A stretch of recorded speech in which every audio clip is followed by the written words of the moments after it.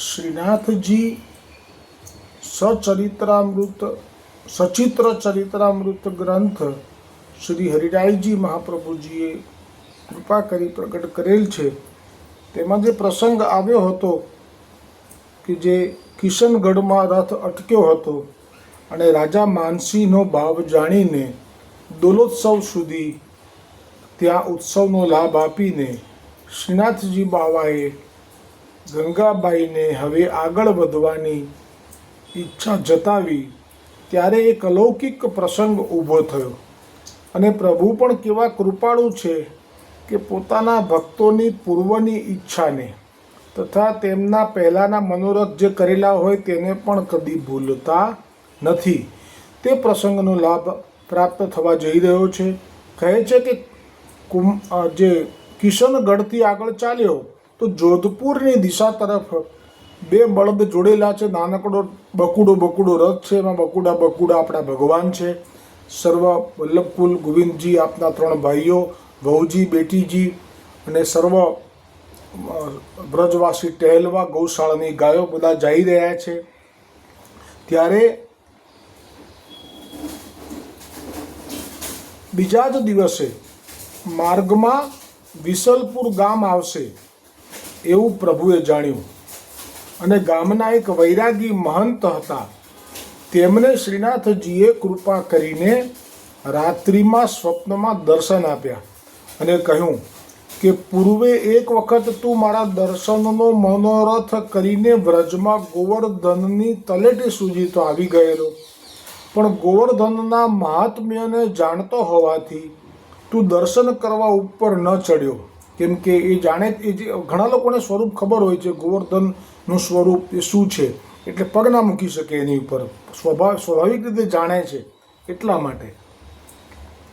અને તું જાણતો હોવાથી તું ઉપર પગ ન મૂક્યો અને મારા દર્શનનો તને ખૂબ વિરહ થયેલો.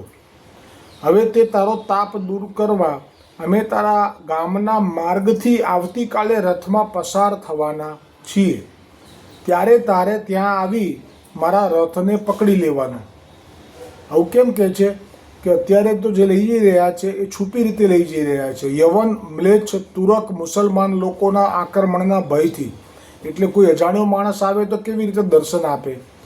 પણ હવે શ્રીનાથજી એના માટે સાબિતી આપે છે કે તું આવું કહીશ ને તો અમારા ગોવિંદજી મહારાજ જે છે વલ્લભકુલ બાલક, એને વિશ્વાસ બેસી જશે. એટલે કહ્યું કે તારે શું કરવાનું, રથ પકડી લેવાનો છે અને દર્શન માટે ગોવિંદજી મહારાજ શ્રીને વિનંતી કરજે.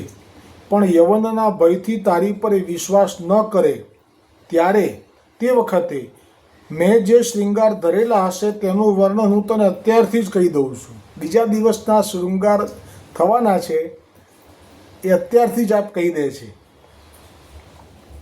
કે શ્વેત પાગ હશે, શ્વેત પીછોરા ધરવાનો છું.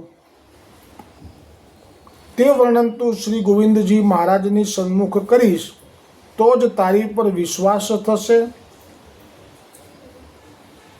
પછી તને દર્શન અવશ્ય કરાવશે. અને અમે તારી એક સેવા ઈચ્છીએ છીએ. સામેથી માગી રહ્યા છે. આ લીલા સમજવા માટે તો પ્રેમનું હૃદય જોઈએ. અમને રાજભોગ આવે છે. આ જે યાત્રા દરમિયાન જ્યારે રાજભોગ ધરવાનું થાય છે, રથમાં બિરાજેલા છે પ્રભુ, અને ત્યાં જે પણ નાનું સરખું લાકડાનું પાટિયું ગોઠવવાનું થતું હશે ને એની વાત છે. તો કહે છે કે રાજભોગ આવે છે ત્યારે આરોગવામાં ઘણી અસુવિધા થાય છે. તેથી તું વહેલાસર એક પાટિયું તૈયાર કરાવી રાખજે. રથ પાસે દર્શન કરવા આવે ત્યારે તે પાટિયું તું સાથે લઈને જ આવજે અને તે ધરી દેજે. આ લીલા સમજવા માટે પહેલાં તો આપણે એમ વિચારવું જોઈએ કે હમણે માનસી રાજાના ત્યાં આપ કેટલા વખત સુધી રોકાયા અને ત્યાં તો દોલોત્સવ સુધીનો લાભ લીધો. અને રાજા પાસે કઈ વાતની ખોટ હોય તો ત્યાં પાટિયું નથી માગ્યું આપે. પણ પાટિયું કોની પાસે માગ્યું? જો હમણાં જ ભાગવતજીમાં આવી ગયું, જે નિષ્કિંચન છે, એમની જે ભક્તિ છે એનાથી પ્રભુ ખેંચાય છે, સામે ચાલીને ખેંચાય છે.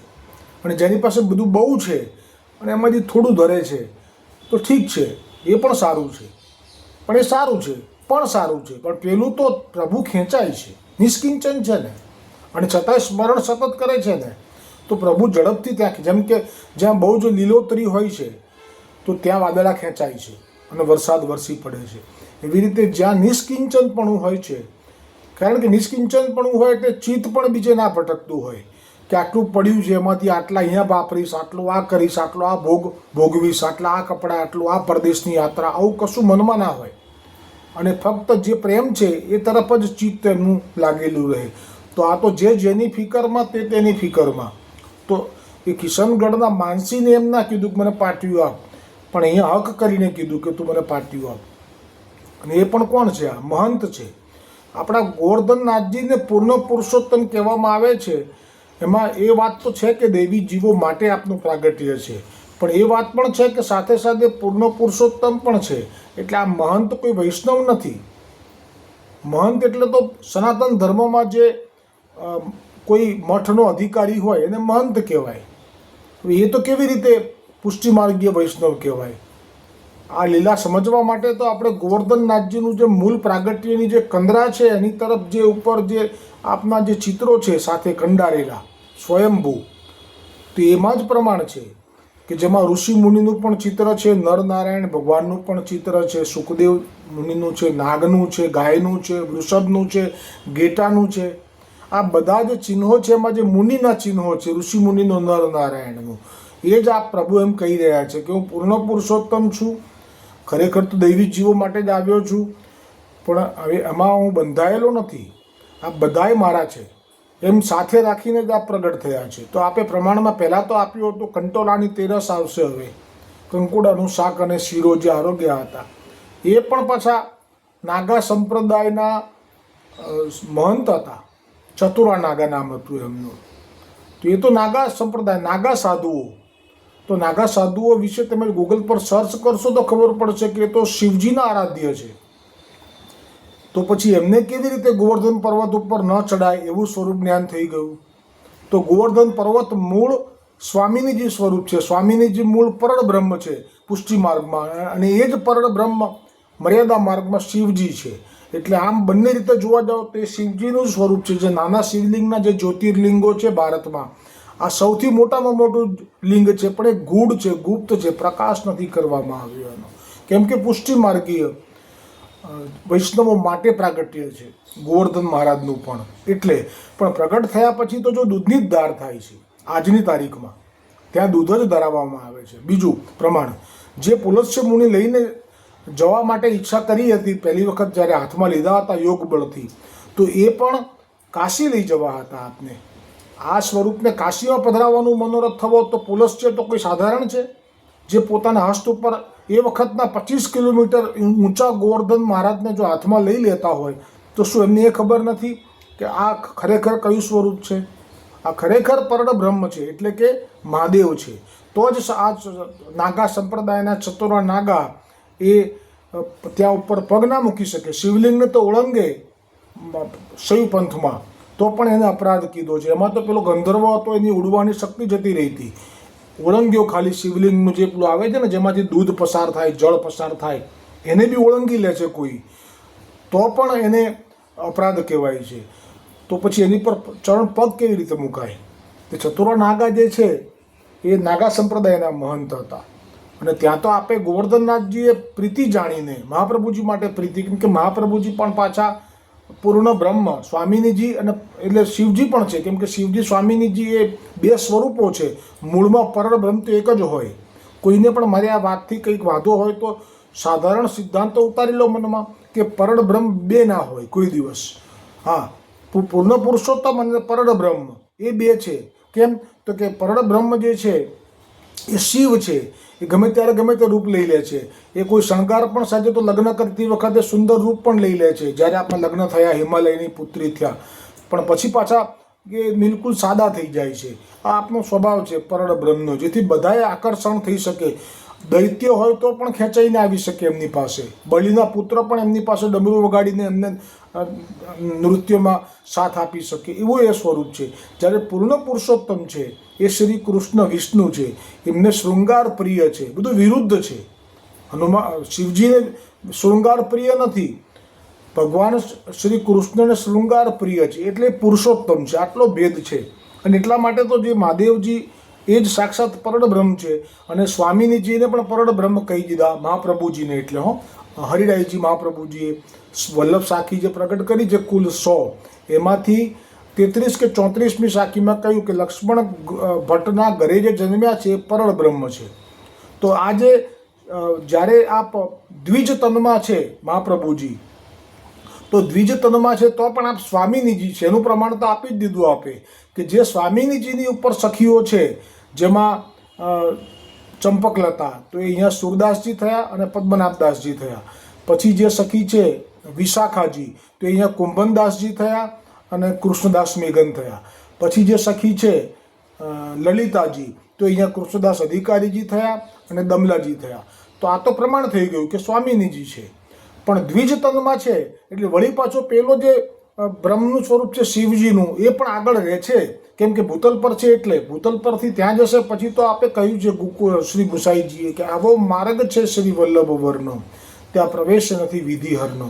એટલે હવે જ્યારે શિવજીનો જ આવિર્ભાવ થઈ જાય છે જ્યારે આ મહાપ્રભુજીના સ્વરૂપમાં, તો એ મહાપ્રભુજી પછી શું કરે છે તો કે જ્યારે વ્યાસજીને ખબર છે, વ્યાસજી જાણે ને કે આ કોણ છે. જેમ કે અત્યારે આ જે મહંત છે એ ખબર જાણે છે કે ગોવર્ધન પર્વત એ શિવજીનું સ્વરૂપ છે. ચતુરો નાગા જાણતા હતા. એટલે તો નાગા સંપ્રદાયના સાધુઓએ મહાપ્રભુજીને મળ્યા જ્યારે નેપાળમાં જનકપુરમાં, ત્યારે બધાએ કીધું કે અમને પણ શરણે લો.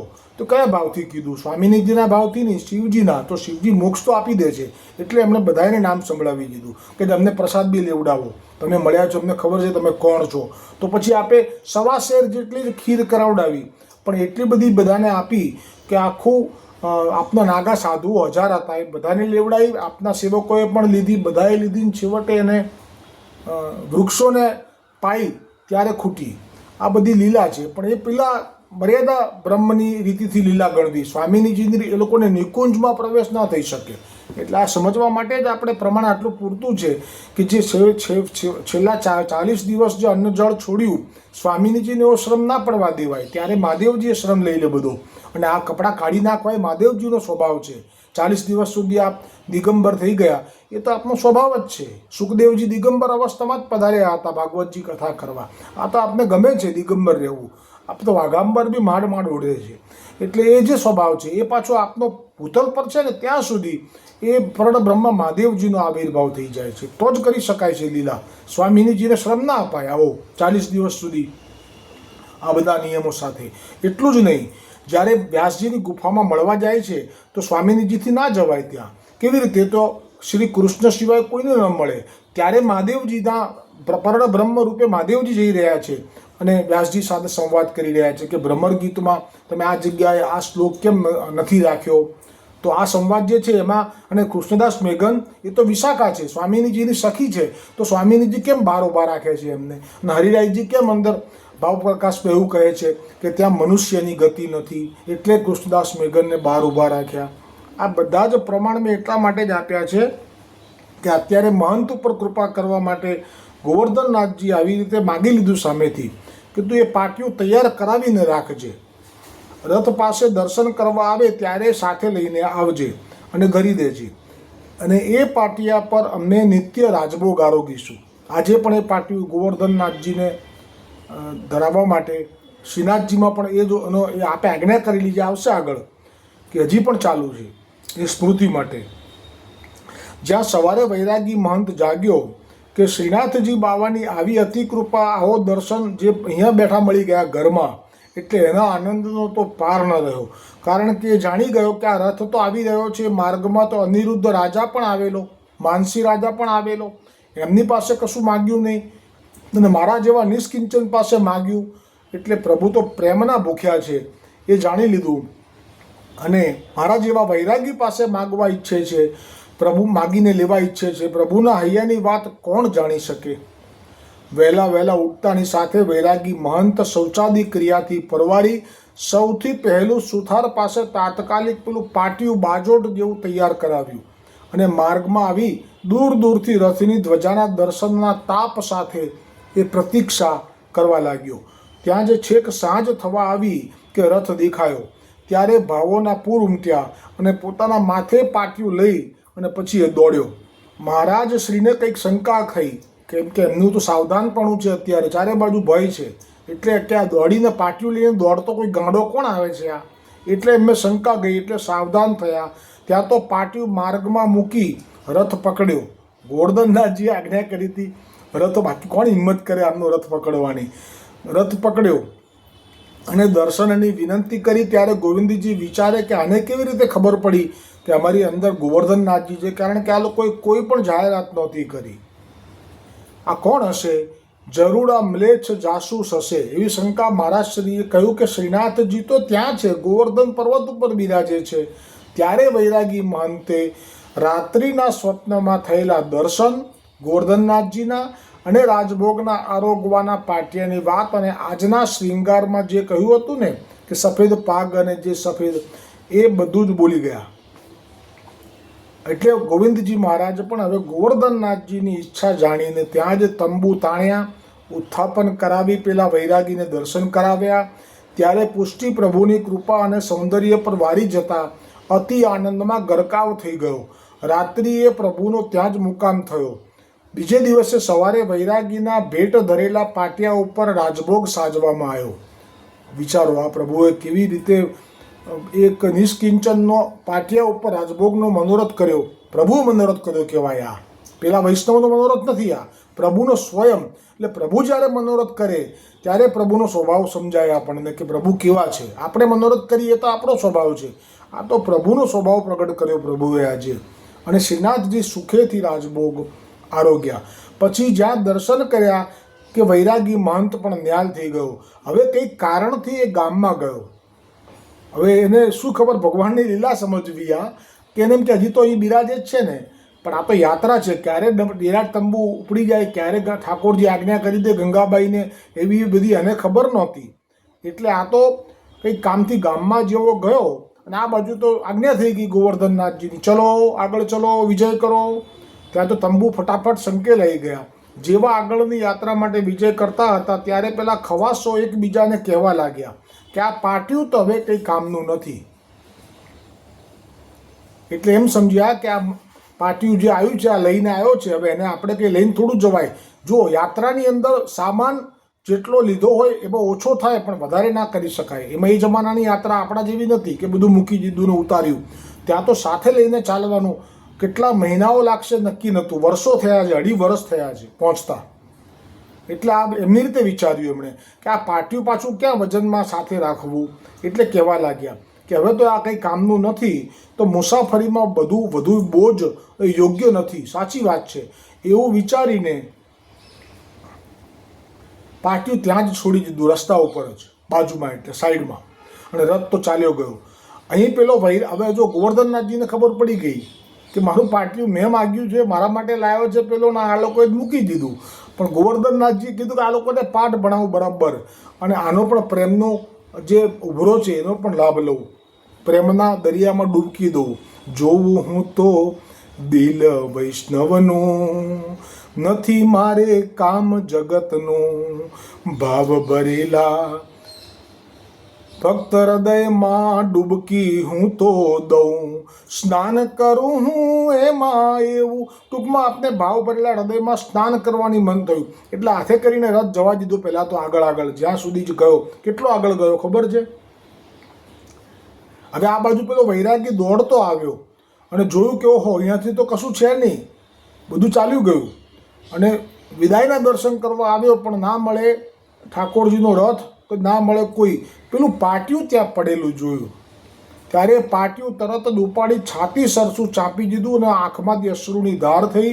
પોતાની કુટીર ઉપર આવ્યો, એક જગ્યાએ છાણનો ચોકો કરી ત્યાં પાટિયું રાખી દીધું. પણ આ તો શ્રીનાથજી બાવા 3 કોસ 9 કિલોમીટર સુધી રથ ચાલવા દીધો. પછી આગળ જતા રહ્યા, પછી રથ જાતે પાછો અટક્યો. હવે રથ અટક્યો એટલે અજાણી જગ્યાએ કંઈ કારણ વગર અટક્યો છે, જે મને તો ચાલ્યા છે.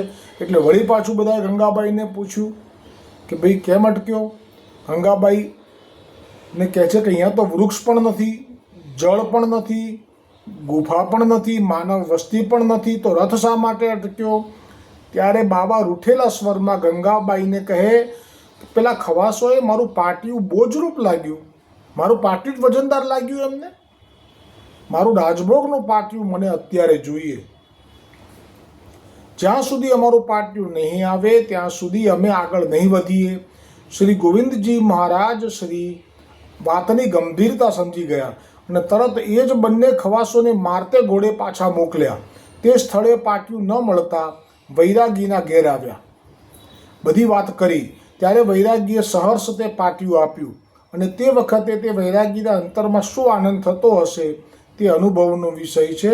આ પ્રસંગ અહીંયા પૂરો થયો. આગળનો પ્રસંગ હવે લીલા આગળની એ આવતીકાલે આવશે. બોલો ગોવર્ધનનાથ કી જય હો.